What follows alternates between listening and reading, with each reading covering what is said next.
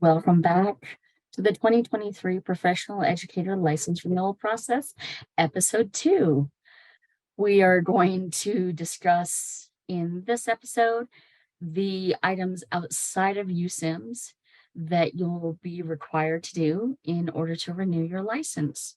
So let's go ahead and get started. Part 1 will be an online training. Part 2 will be locating and filling out the renewal form itself.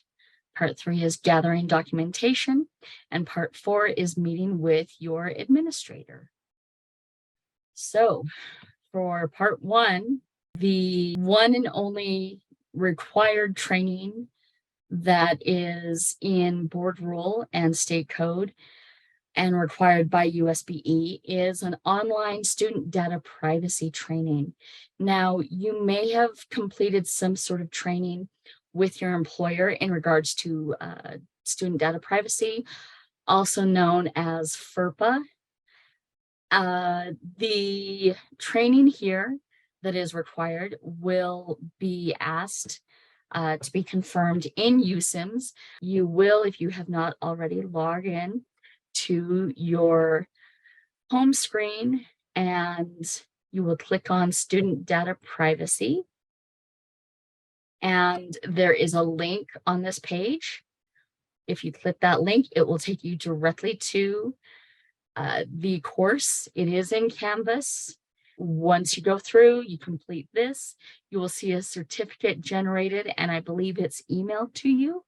So for now, since the module is in Canvas, you'll just go ahead and click the box or check the box saying, I have completed the student data privacy course, and hit submit. Now that you have attested to this, you can go back to the home page. So now that the student data privacy is completed, we'll go to the next step, professional license renewal. Here is all the instructions.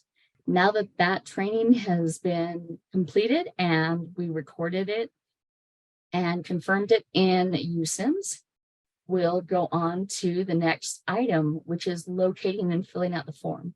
Now we'll have several ways for you to access the form. It's available at our agency's website, which is theschools.utah.gov/licensing.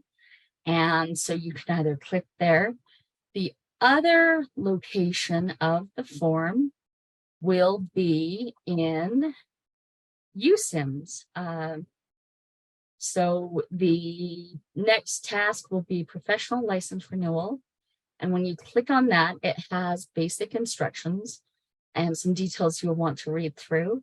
And then at the bottom, there is a link titled License Renewal Form.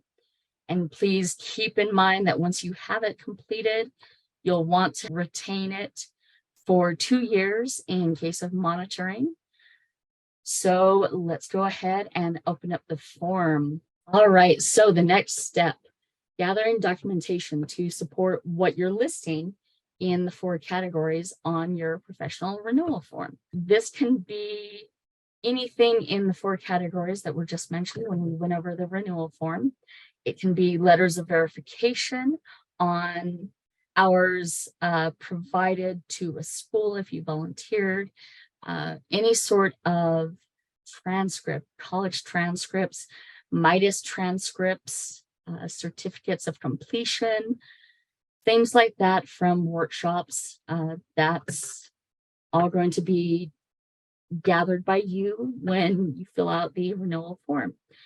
And so you'll gather everything and then proceed with filling out the renewal. All right, so now that you have gathered the documentation, you have filled out your form, renewal form, you will now meet with your administrator.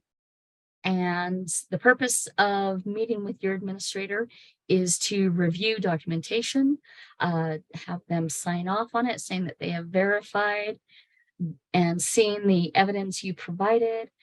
They're verifying the hours and that the activities correlate somehow to academics. This can be done in person and they can sign by hand, or you can meet virtually and digital signatures are acceptable.